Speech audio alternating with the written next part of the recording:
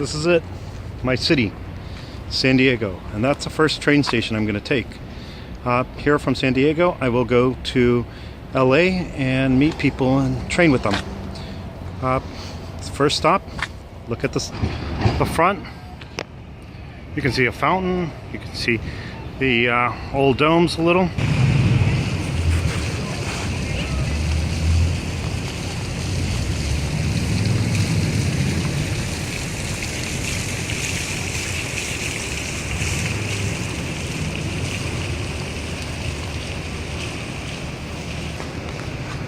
One of the things you can see is it was has some tributes, and as we walk inside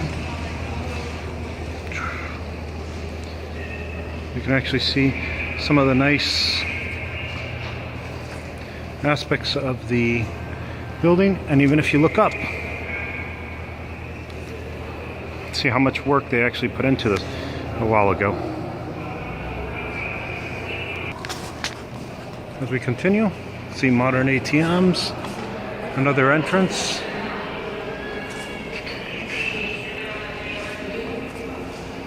A little waiting room.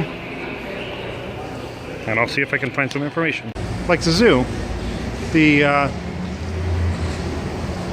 Santa Fe train station was built in 1915, so it just celebrated 100 years. It was built actually for the Pan American. It was built for the Pan American Expo, and so my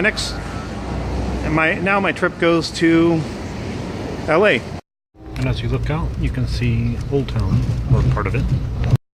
This is one of the wings at Union Station, and what you can see is that there is actually a lot of really beautiful details everywhere. For instance, if you look at the chandeliers, you can look at the windows, you can even look at the ceiling, and you can see how everything changes just a little bit. Hi, it's Rafael Gutierrez, and I'm here with Tim. He's one of the instructors at Inosanto's Academy in LA. For those of you who know who Inosanto is, well, that's all I need to say. But what we'll do is we'll just talk and see what we need. We talked earlier about how you got into martial arts. If you don't mind sharing the story. No, not at all. It's kind of like a typical story, like you maybe hear from a lot of different people.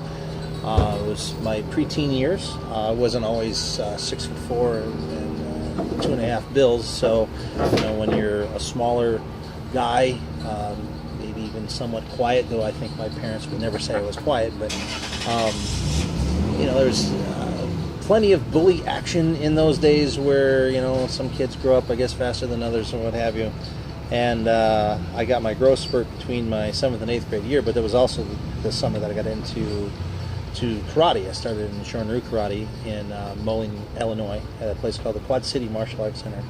And it was a good friend of mine that I had met in 7th grade. We kind of had a bit of a trade where I was sort of a book nerd and he was a hell of an athlete who was needing a little help with homework. And so we ended up becoming fast friends. I helped him out with his homework, and now he's a very intelligent guy who speaks 3 languages fluently, and he got me into karate, and I became more athletic, I guess, in my life, and then became taller and didn't really get picked on after that. Well, actually, if you don't mind talking about the mountain mag. Oh, sure.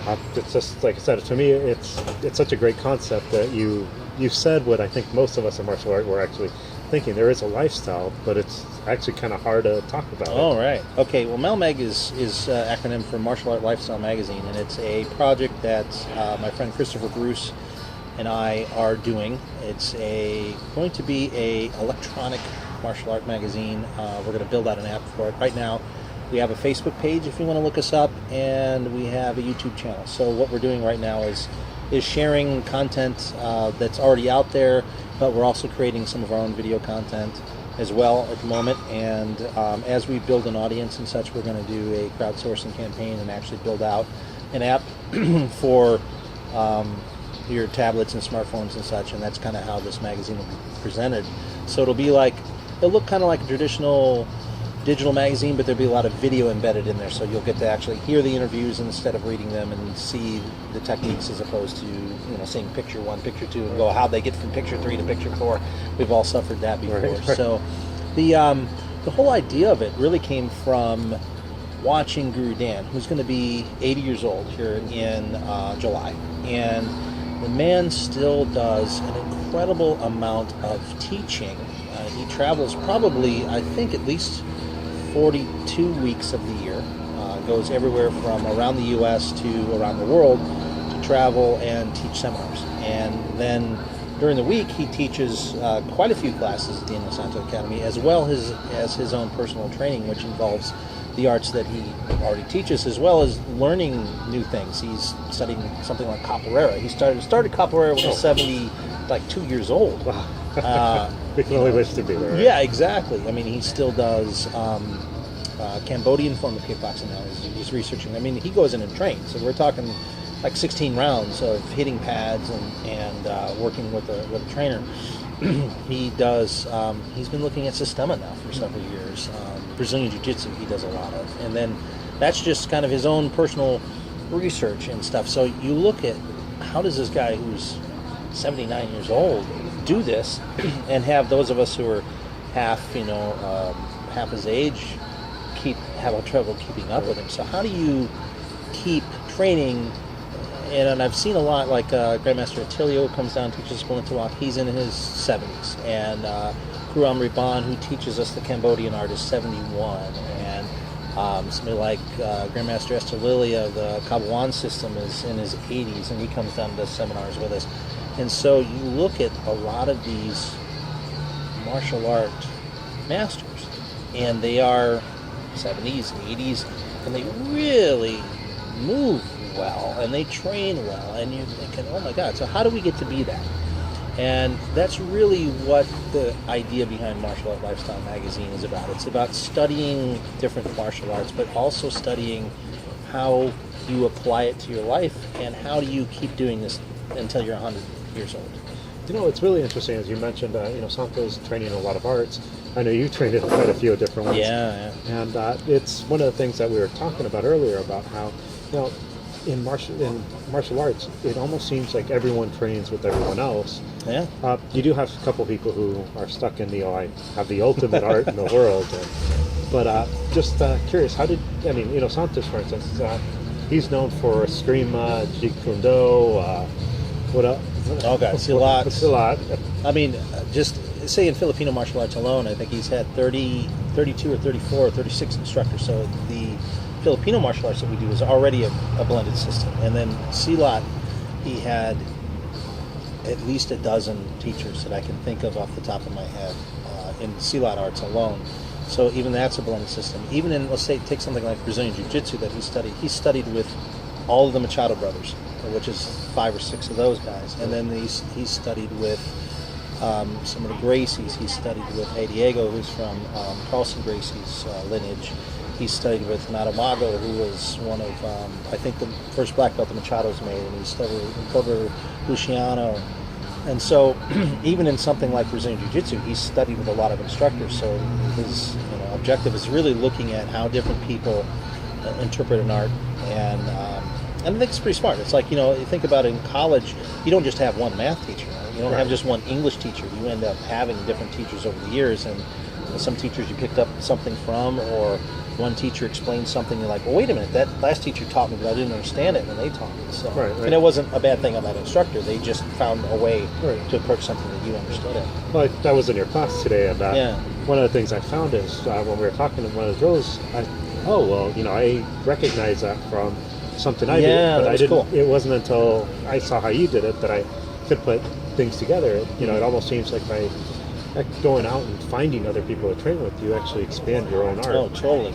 How did you end up meeting Inosanto? Okay, so I started in Shorin-ryu karate, like I said, and this is more of a product of me moving around a bit. So after I graduated high school, I ended up leaving the Quad City area of Illinois and Iowa, and I ended up in Florida for a little bit. And I wanted to get back into practicing in a school somewhere, so I was looking around for a Shorin-ryu place, could not find one. I thought, okay, well, I've got to maybe start again in another martial art. So instead of going for something similar, let me find something that's different that I've always wanted to learn. And I ended up just kind of looking around different things, and ended up finding in one of those, I think every area has those weekend type papers, right? Mm-hmm. And so in the weekender type paper in the Tampa St. Pete area, I found a guy that was advertising that he taught JKD, and he taught it at a community center on like in these tennis courts, and especially when you think of JKD, at least reading about it in the 70s and 80s, these people, backyard, you trained in the backyard, and it was very informal and all this stuff. I thought, oh, well, this sounds authentic, right? So I called the guy and got a hold of him, a guy by the name of Lauren Bookbinder, and he called me back, and it turns out we're pretty close in age. He's about 5 years older than me. So we had a lot of common, history as far as like music interest and movie interest and this sort of thing. And we must have talked for several hours on the phone. I said, okay, this guy and I, it sounds like it's a pretty good match as far as instructor-student. And so I went out to watch a class. And he did a bit of a demo, and I'm like, yeah, I like this stuff. This looks pretty cool. And it was JKD and Kali and Filipino martial arts. And he had studied with Guru Dan in the late 70s and early 80s. Guru Dan did a thing called the Aspen Academy, which was in Aspen, Colorado in the summer months. And it was not just Guru Dan, but it was like several. There was a Farang Do guy, and I think there was Stephen Hayes, and the ninjutsu people were big at that time period. And there was a lot of different martial arts offered at this camp, and so you could sign up for whatever it was. And he ended up getting into Guru Dan's program. So it was like every day, 6 days a week for the summers for so many years, and that's what he'd done. And there was like a lot of the names that when you think of JKD were also the people there with Guru Dan at the time. So it was Guru Dan, it was Tim Tackett, Chris Kent, Alphonse Temez, Graciela Casillas, all the people kind of that era that you think of, Paul Munak, those guys. And so that was my first JKD teachers. So after finishing college in Florida, I ended up moving out here to LA, which is where I'm actually born. I had studied film and television and decided to get into this business. So I came out here and wanted to get back into JKD. And I thought, well, okay. And I always thought Guru Dan was a bit farther south than where I live. And so I was like, okay, let me go to their website and see if I could find another instructor certified by him closer to me. I looked at the address and said, wait a minute, that's only 3 miles down the road from where I'm at. So I, immediately called and said, hey, can I get some information? And Dory, who's the manager of the academy, she called me back and gave me all this great information. And said, you can come down and watch a class if you want. So I went down and watched a class, and it was awesome because Guru Dan was teaching it. Sometimes you think, these big name people, they don't really teach their classes. Sometimes, no, he was right in there teaching it. It was fantastic. So I said, okay, I definitely, I got to sign up for here, and I did. And they said, okay, you can go, Tuesday. I was working nights, so I went to morning classes, and there was a Tuesday morning class the following Tuesday. I said, okay, I'm going to come, and she said, okay, well, there's a lady named Deborah there. She'll be running the office, and you can sign up and take the class. And I'm like, okay, so I came in, signed up, and went in the class. And the class was taught by Larry Hartzell. And I'm like, oh my God, are you kidding me? This guy teaches here too. So I ended up working with him for, from 2004 until when he passed in 2007. I got very fortunate to be kind of brought into a group of semi-private students of his. And it was myself and Chris Harley were kind of the main two. And then there were other guys that were sort of in and out in that time period. So, at the most, Larry worked with about maybe 5 of us, I think was the biggest the group was. But then we helped him with his private instruction of people coming in from out of town, and then his seminars and such. So I got a lot of time with him as well. And there were times where Guru was there doing his private training, and Larry was training us, and then the two of them would demo something together, and you think, oh, this looks easy, and then you try to do it, and you're like, no, that's 100 years of martial arts experience between the two of them, right? And, we couldn't do it. But it was all really just kind of luck of being right place, right time. Right. Amazing how life works. Yeah, it's amazing how life works out that way. And although, the dojo, the school, how do you call it in the Inosanto Academy? Yeah. It really, like you were saying earlier, it's a beautiful museum. We got a lot of stuff on the wall, a lot of history. Signatures. And Yeah. It's Guru's very. He's very good and genuine about always giving respect to where he gets things from, and history and where things came from, and giving credit to those he's learned things from. And so, yeah, there's everything from, I mean, obviously you would expect Bruce Lee things to be there, which there are. Ed Parker, there's very predominant photos, pictures, drawings. So drawing, like the one drawing of Ed Parker you saw was actually done by his son. Oh, really? Yeah, I think Ed Parker Jr. is quite an artist from what I understand. And he drew that particular one, and then there's the photos, and then there's certificates, and then there's all of Guru's Filipino martial art instructors. There's a wall back behind the heavy bags that was all the Silat instructors, and then Ajahn Chai and all the Thai boxing is on one wall, and so it's just all kinds of stuff. I mean, you could spend days in there looking over all that stuff. Yeah, no, I almost did. Yeah. But yeah, anything you would want to say about actually martial art lifestyle and your magazine? Well, you know what? I tell you, as far as just martial arts, I can't imagine my life without it. I mean, I'm 46 now, and it's been part of my life since I was 12. And, I got very lucky. When I started to in Shorin-ryu, the school we had, actually, my instructor was a PKA, kickboxing trainer, and a boxing trainer. And he also leased space to a local taekwondo guy and a local kung fu guy. So we were actually exposed to other arts. And then there was actually a Shorinji Kempo group that came in for a while too. And so we got to meet a lot of people with different arts. So there was the 80s, especially the early 80s, was definitely an era of the rivalries. I mean, you kind of remember that, right? That kind of stuff's kind of gone away now, fortunately. But there was this, you do taekwondo, I don't do this, and this weird rivalry. So we were kind of, fortunately, we kind of had an immunity to that in a way, that because we were around these other people already. And then when I was going to school, it turned out, made some friends that were in judo, made some friends that were in taekwondo, made some friends that were in kung fu, and we would get together and exchange a lot of stuff. I mean, so I learned early on how to do hip throws and how to take good falls and stuff from my judo friends, and my taekwondo friends taught me some more elaborate kicking methods. And then it turned out that my one friend, John Ackerberg from high school, it was taekwondo at the time, his instructor was teaching him Tomino no Kun, the Okinawan bow form, right? And he's like, yeah, this bow form, he goes, isn't Korean, but he goes, it's called something or other. And I said, oh, that's our bow form. And I told my instructor, and he said, well, tell your friend to come in, we'll make sure we work with him.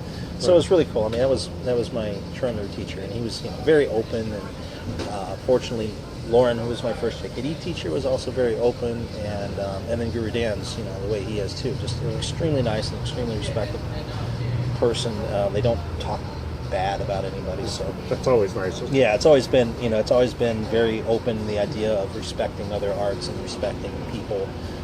He said, everyone's got something that they can teach you, and so I take that lesson and apply it to life too. So it's like, no matter what the topic is, even if it's not martial art, it's like, this person, they've got something that they can teach me. So you just kind of learn to just kind of keep your mouth shut and learn something, and then you can.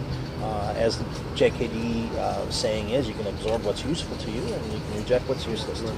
So, well, thank you. Yeah, absolutely, my pleasure. Okay, well, I guess that's hopefully.